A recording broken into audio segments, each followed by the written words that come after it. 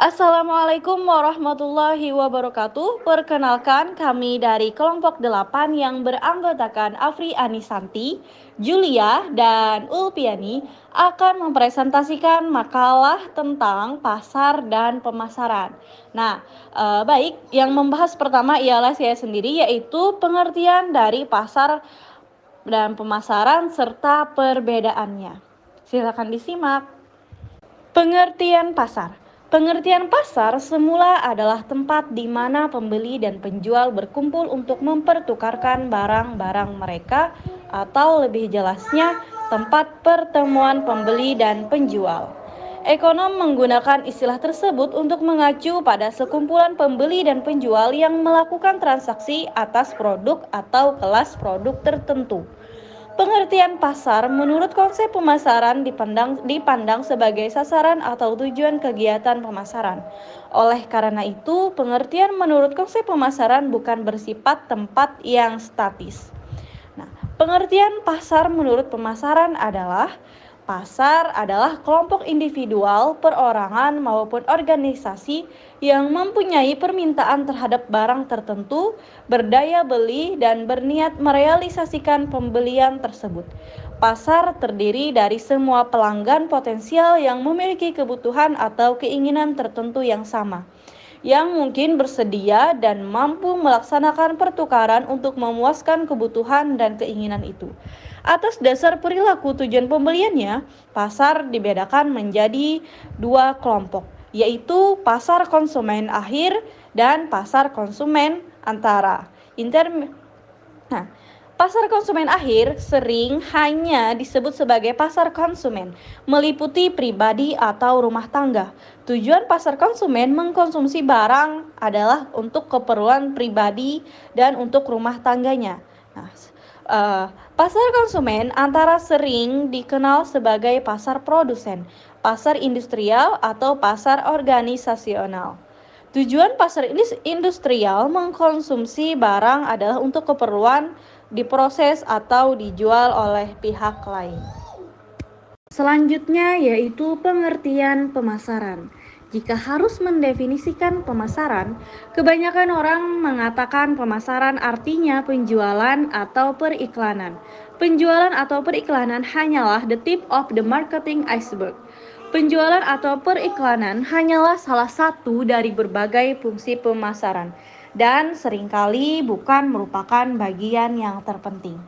Pemasaran dalam pengertiannya yang lebih luas didefinisikan sebagai semua kegiatan yang dirancang untuk mendorong dan mengelola segala pertukaran untuk memuaskan keinginan dan kebutuhan kita. Dari perspektif bisnis yang lebih sempit, pemasaran dapat didefinisikan sebagai sebuah keseluruhan sistem kegiatan bisnis yang dirancang untuk menyediakan sesuatu bagi kelompok, individu, atau organisasi yang memuaskan mereka, guna mencapai tujuan organisasi. Oleh karena itu, pemasaran dalam situasi bisnis bersifat dapat dikelola, merupakan suatu sistem melibatkan produk, promosi, penetapan harga, dan distribusi yang perlu dikoordinasi dan dirancang untuk memberikan sesuatu yang memuaskan atau nilai kepada suatu kelompok dan dalam rangka mencapai tujuan organisasi atau individu. Baik, selanjutnya ialah perbedaan dari pasar dan pemasaran. Berdasarkan pengertian dari pasar dan pemasaran yang saya sampaikan sebelumnya, maka perbedaan dari pasar dan pemasaran ialah: pasar merupakan tempat untuk memasarkan barang dan jasa, baik berupa penawaran maupun permintaan. Sedangkan pemasaran adalah strategi dalam memasarkan barang dan jasa yang akan ditawarkan. Maka disimpulkan bahwa pasar dan pemasaran itu saling berkaitan satu sama lain dan tidak bisa dipisahkan. Hal ini dikarenakan pasar tanpa adanya strategi pemasaran, maka pelaku usaha akan sulit dalam meningkatkan usahanya dalam memperoleh konsumen yang potensial. Maka dari itu, seorang pelaku pasar harus mengetahui strategi pemasaran. Baik, itu saja Materi dari saya selanjutnya akan disampaikan oleh teman-teman saya. Terima kasih sudah mendengarkan. Baik, selanjutnya di sini Julia akan menjelaskan mengenai strategi pemasaran 4P. Yang mana strategi pemasaran 4P ini pertama kali dipopulerkan oleh Neil Borden pada tahun 1950-an. Yang dapat diartikan sebagai kumpulan alat pemasaran taktis yang terdiri dari product, price, place, and promotion. Oke, next kita bahas satu-satu. Yang pertama ada produk atau produk. Jadi gimana agar produk atau jasa kita itu sesuai dengan keinginan pasar? Nah, langkah pertama adalah dengan riset tentang kebutuhan atau keinginan konsumen.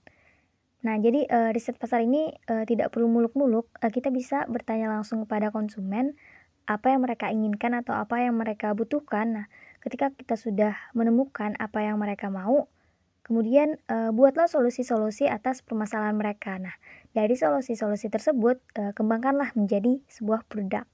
Nah, jadi simpelnya tuh di saat kita mau menghasilkan atau membuat suatu produk, usahakan produk kita itu memiliki ciri khas atau diferensiasi yang sangat kuat. Nah, minimal kita tuh bisa menjawab pertanyaan-pertanyaan seperti apa kelebihan atau perbedaan produk kita dibandingkan pesaing, kenapa konsumen harus membeli produk kita, apakah produk kita itu bisa memberikan kepuasan kepada konsumen. Nah, jadi pertanyaan-pertanyaan tersebut harus dijawab dengan jujur dari sudut pandang pembeli, nah bukan dari sudut pandang penjual. Yang kedua ada price atau harga. Dalam sebuah usaha, harga itu sangat menentukan kemauan orang untuk membeli produk kita. Nah, biasanya konsumen akan menggunakan harga sebagai acuan untuk membandingkan produk kita dengan pesaing atau kompetitor. Sehingga sangat penting menentukan harga yang baik. Kenapa? Ya tadi, karena harga akan sangat mempengaruhi terhadap penjualan. Jangan sampai kita menentukan harga yang membuat konsumen kita itu tidak tertarik untuk membeli produk kita. Terus gimana cara menentukan harga yang baik? Nah, untuk menentukan harga sebenarnya tidak terlalu sulit. Kita bisa melihat harga pasaran atau dengan menghitung HPP dan profit yang diinginkan. Nah, jangan sampai kita memberikan harga lebih mahal dari value atau benefit. Nah, sebaliknya jangan sampai kita memberikan harga terlalu murah sehingga kita rugi dan merusak pasar. Jadi, buatlah harga yang memang sesuai dengan benefit atau value produk yang kita tawarkan, seperti itu. Nah, yang ketiga ada place atau tempat, yang mana tempat ini merupakan salah satu elemen pemasaran yang sangat menentukan penjualan. Jadi, pilihlah lokasi yang mudah untuk dijangkau oleh konsumen, terlebih jika kita baru memulai usaha, jangan sampai konsumen itu tidak melihat keberadaan usaha kita. Nah, sebagai contoh, ketika kita berjualan jilbab atau mukena, nah maka target pasar kita berarti orang Islam. Jadi, pastikan pilihlah lokasi yang mana memang banyak orang Islam di tempat tersebut. Agar apa? Agar produk yang kita jual itu sesuai dengan lokasi target pasar kita. Yang terakhir ada promotion atau promosi. Nah, promosi ini merupakan ujung tombak keberhasilan suatu usaha, baik itu usaha kecil maupun usaha besar. Nah, promosi adalah kegiatan dalam suatu usaha yang tujuan utamanya itu mengenalkan tentang produk kita kepada konsumen. Nah, dengan promosi, produk kita bisa dikenal luas oleh konsumen sehingga permintaan dan penjualan produk yang kita miliki itu bisa meningkat. Nah, di sini ada berbagai metode promotion mix yang bisa kita gunakan. Contohnya seperti promosi konvensional, yakni dengan membuka stand atau ikut pameran. Kemudian ada juga model promosi dengan media sosial seperti Instagram, Twitter, Facebook, dan lain sebagainya. Nah, dari segi jangkauan untuk promosi dengan media internet atau media sosial ini bisa lebih luas. Bahkan bisa sampai ke luar negeri sekalipun. Nah, jadi tinggal kita mau menggunakan media apa, offline atau online dalam hal promosi. Intinya dimanapun target pasar kita berkumpul, disitulah kita akan menyerang. Nah, seperti itu. Oke, mungkin itu dari saya. Setelah ini akan dilanjutkan oleh teman saya, Afriani Santi. Tujuan pemasaran. Dalam bidang pemasaran terdapat beberapa tujuan pemasaran yang menjadi target dan harus dicapai untuk mendukung keberhasilan bisnis. Nah, jadi tujuan pemasaran ini tetap berfokus pada 6 hal yang perlu diimplementasikan, yaitu seperti memberi informasi, memahami pasar dan konsumen, membentuk produk yang sesuai pasar, mencapai titik impas, mencapai citra yang ingin dibentuk, serta kepuasan konsumen.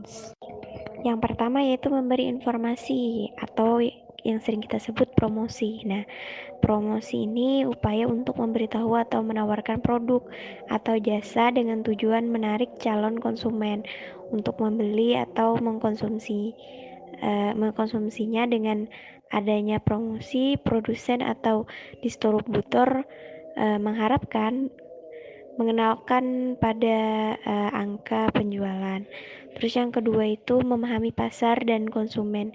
Nah, tujuan yang perlu dicapai oleh perusahaan adalah memiliki pemahaman yang dalam mengenai pasar dan konsumen yang menjadi target itu potensial, serta memahami segala persaingan, kebutuhan, keinginan, serta memahami tren-tren yang muncul di dalam pasar, termasuk di dalamnya itu yaitu daya beli, ketertarikan, keterbatasan, dan faktor luar yang mempengaruhi keputusan dalam pembelian. Gitu. Yang ketiga yaitu membentuk produk yang sesuai pasar. Jadi menciptakan sebuah produk yang benar-benar dibutuhkan nih oleh masyarakat. Nah, yang penting dalam sebuah perusahaan kan itu hasil kesinambungan dari tujuan memahami pasar dan konsumen. Nah, dari pemahaman pasar dan konsumen, maka pemasaran perlu membantu perusahaan dan bagian perencanaan produk serta bagian produksi untuk menghasilkan produk yang sesuai dengan hasil riset. Jadi nanti lebih mempunyai daya saing karena ini emang yang diperlukan gitu loh oleh pasar. Terus mencapai titik impas. Nah, tujuan pemasaran pada umumnya adalah untuk mengusahakan mencapai titik impas antara total biaya produksi dengan total volume penjualan. Nah, selain itu, hal ini juga dapat memperluas cakupan promosi dan berusaha lebih memperbesar cakupan volume penjualan.